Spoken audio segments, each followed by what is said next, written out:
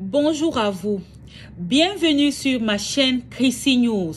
Je suis ici pour vous faire parvenir la parole de Dieu à travers son serviteur Chris Dikuma Anna, à travers plein d'autres serviteurs de Dieu. Ici, nous allons plus nous attarder sur l'émission Kanguka. Oui, c'est une émission du pasteur Chris Dikuma Anna. Et Kanguka veut dire quoi? Kanguka veut dire réveillez-vous. C'est la langue parlée au Burundi. Désormais sur cette chaîne Chrissy News, installez-vous bien parce que nous allons vibrer au rythme de Jésus-Christ de Nazareth. Nous allons danser au son du Saint-Esprit. Nous allons vibrer. Nous allons nous réjouir avec les chérubins, les séraphins, les principautés, pour ne citer que cela. Installez-vous bien, nous allons bientôt décoller. Bienvenue à tous dans l'émission Kanguka. Mon nom est Chris Dikuma Anna. Aujourd'hui, nous sommes jeudi. Ça fait un moment que nous parlons de l'assistance envers tout le monde en général. Mais dans Galates chapitre 6, verset 10, on nous demande d'aider tout le monde et surtout envers les frères en la foi. J'ai bien expliqué que la raison pour laquelle on insiste pour les frères en la foi, c'est-à-dire les chrétiens qui ont la même foi que toi, c'est parce que le chrétien qui est né de nouveau, quand tu vas lui faire du bien, quand tu vas l'assister, bien sûr, il va te remercier, mais il va aussi rendre grâce à Dieu. Donc ton aide va provoquer une action de grâce qui monte vers Dieu. Voilà un double intérêt. Le frère dans la foi est béni, il est assisté, mais aussi Dieu est béni par la louange qui sort de sa bouche. J'ai aussi insisté en disant que la parole de Dieu ne demande pas seulement d'aider les frères à la foi ou les sœurs dans la foi, mais on aide aussi les non-croyants, c'est-à-dire les païens, ceux qui ne connaissent pas Jésus. Parce que la bonne action que tu vas exercer envers cette personne, la personne verra l'amour de Dieu. Il y a des gens qui ont été sauvés à travers les œuvres de charité. Quand tu es quelqu'un qui est païen, il verra l'amour de Dieu et cet amour de Dieu peut l'attirer vers Jésus. Il y a des personnes qui se sont converties en voyant l'amour de Dieu à travers les enfants de Dieu. Avant de terminer cet enseignement sur l'assistance, j'aimerais que nous comprenions que chaque fois que tu fais une bonne œuvre en faveur des hommes de Dieu ou des serviteurs de Dieu, tu t'associes à leur œuvre, même si tu ne fais pas ce qu'il fait. Quand tu assistes un pasteur qui dirige une église, tu t'associes avec l'œuvre que tu fais, même si tu n'es pas pasteur. Quand tu t'associes à quelqu'un qui est en train de prêcher l'évangile, tu t'associes à cette personne et tu auras la même récompense. Vous allez partager la récompense même si tu n'es pas en train de prêcher comme lui. Nous avons vu dans 3 Jean, le premier chapitre, verset 8. 3 Jean 1, verset 8, il est dit, nous devons donc accueillir de tels hommes afin d'être ouvriers avec eux pour la vérité. Prenons par exemple, tu reçois un serviteur de Dieu qui vient dans ta ville, là où tu résides, il vient prêcher l'évangile et tu l'accueilles chez toi, il réside dans ta maison, tu prends soin de lui, tu t'occupes de tout ce qu'il fait, tu le permets de prêcher et tu prends soin de lui. C'est-à-dire que toi, tu n'as pas prêché. Lui, il est allé prêcher, il gagne des âmes, il dépouille le royaume du diable et devant Dieu, tu vas partager la récompense avec lui. Tu n'as pas prêché, tu n'as pas voyagé avec lui, mais tu l'as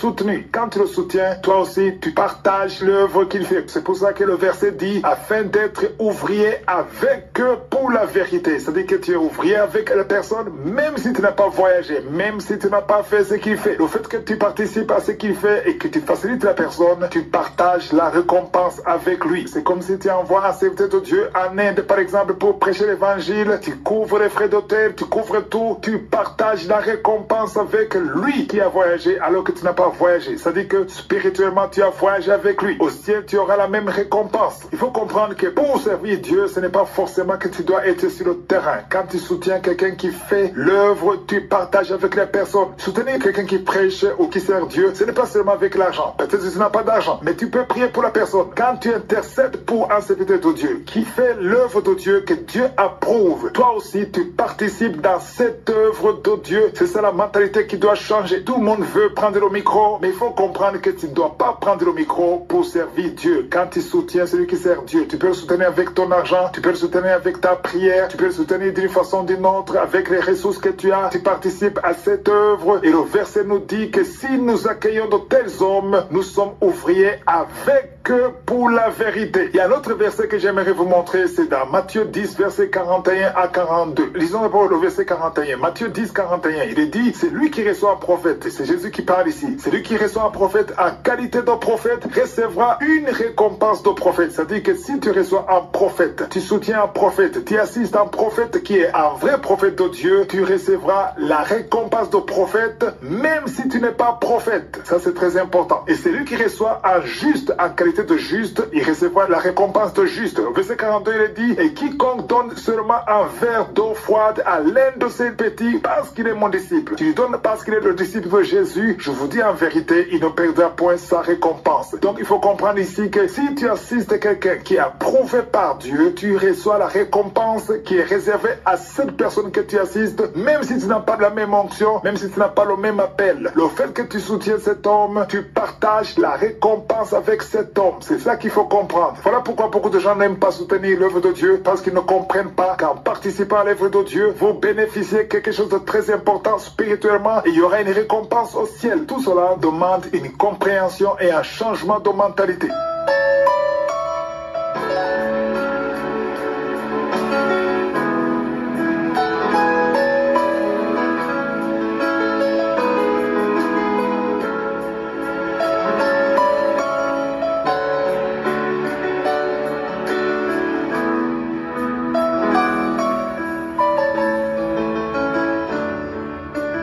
Nous sommes maintenant dans le moment réservé à l'enseignement. Nous continuons avec l'enseignement intitulé Le commerce des prophéties et des miracles. Cet enseignement sera clôturé demain et je vous rappelle que nous l'avons commencé depuis le 11 novembre. Nous avons déjà parlé de beaucoup de choses et comme je vous l'ai déjà dit, nous sommes en train de parler sur le don spirituel en général. Il y a une différence entre un don naturel et un don du Saint-Esprit. Le don du Saint-Esprit que Dieu te donne, Jésus a dit dans Matthieu 10, verset 8 qu'il faut offrir ton don gratuitement. Il est interdit d'exiger de l'argent quand tu veux exercer un don du Saint-Esprit. C'est ça le but de cet enseignement. Si tu as une parole de connaissance, si tu as un don de prophétie, un don d'opérer des miracles, il ne faut pas exiger de l'argent. Tu dois donner gratuitement parce que c'est l'ordre de Jésus. Le Saint-Esprit ne veut pas qu'on demande de l'argent pour exercer un don que lui-même t'a donné. Le don du Saint-Esprit est censé être profitable aux riches et aux pauvres. Il ne faut pas que le pauvre soit privé du don du Saint-Esprit. Parce que si les pauvres n'ont pas accès à ton don du Saint-Esprit, il n'y a aucune différence avec les gens du monde ou les stars du monde, parce que les gens du monde utilisent le don pour l'argent. Mais toi qui as le don du Saint-Esprit, il ne faut pas que le don soit exercé uniquement pour les riches. Les pauvres et les riches sont censés bénéficier de ton don, parce que si ton don se dirige à ceux qui ont de l'argent seulement, il n'y a aucune différence avec les païens. C'est ça la différence entre un don spirituel et un don naturel. Une autre chose très importante que j'aimerais dire aujourd'hui, c'est que si tu fais du bien aux ingrats, parce qu'aujourd'hui nous sommes dans les derniers jours, parfois tu donnes un don, tu exerces ton don, tu fais tout ce qu'il faut, mais les gens ne sont pas reconnaissants, que cela ne te décourage pas. Fixe tes yeux sur Dieu et non sur les gens, parce que les gens sont toujours ingrats. Les hommes changent toujours. J'ai entendu des serviteurs de Dieu, des chantres qui se lamentent, qui disent que les chrétiens ne soutiennent pas l'œuvre de Dieu, que les chrétiens ne sont pas généreux, mais cela montre que vous avez gardé vos yeux sur les chrétiens. Ce ne sont pas les chrétiens qui vous ont appelé. Serviteurs de Dieu, ce ne sont pas les chrétiens qui vous ont appelé, c'est Dieu qui vous a appelé. Et si vous servez les chrétiens pour la gloire de Dieu, c'est Dieu qui vous récompensera. Même si les personnes que tu sers ne sont pas reconnaissants, garde tes yeux sur celui qui t'a appelé. C'est Dieu qui t'a appelé, ce ne sont pas les hommes qui t'ont appelé. J'ai également vu des pasteurs qui ont peur de parler sur l'argent dans l'église parce qu'ils ont peur que s'ils parlent sur l'argent, les gens croiront qu'ils sont en train de demander l'argent. Et le diable a fabriqué son mensonge à tel point qu'on ne veut plus parler sur l'argent et les chrétiens restent dans l'ignorance et le diable en profite pour détourner beaucoup de gens en faisant des choses qui sont contraires à la parole de Dieu. Nous avons vu dans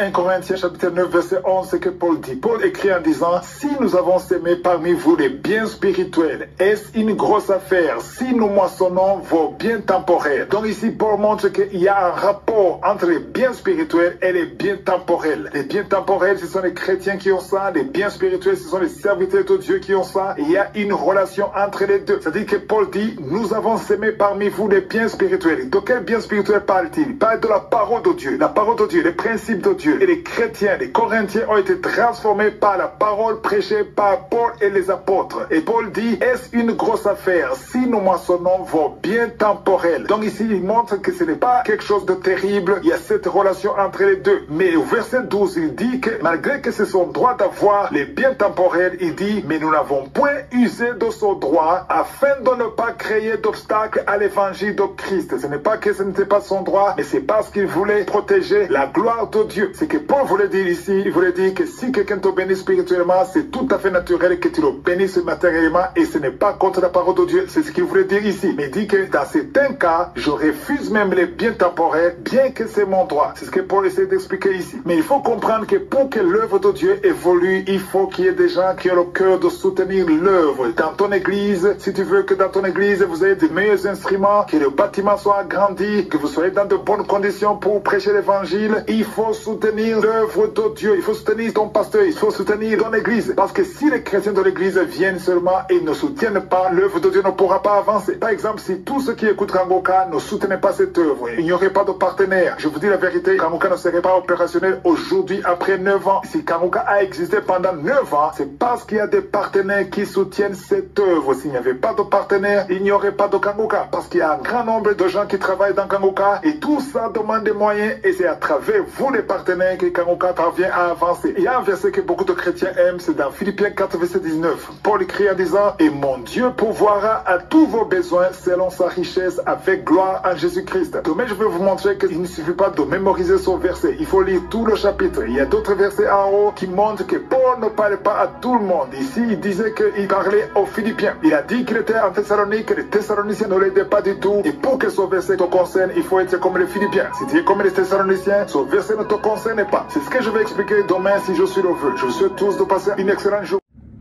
Nous sommes arrivés au terme de cette vidéo. J'espère que vous vous êtes bien régalés. N'hésitez surtout pas à donner votre vie à notre Seigneur et Sauveur Jésus-Christ de Nazareth, car il est l'alpha, il est l'oméga, il est le commencement, il est la fin de toutes choses. Shalom.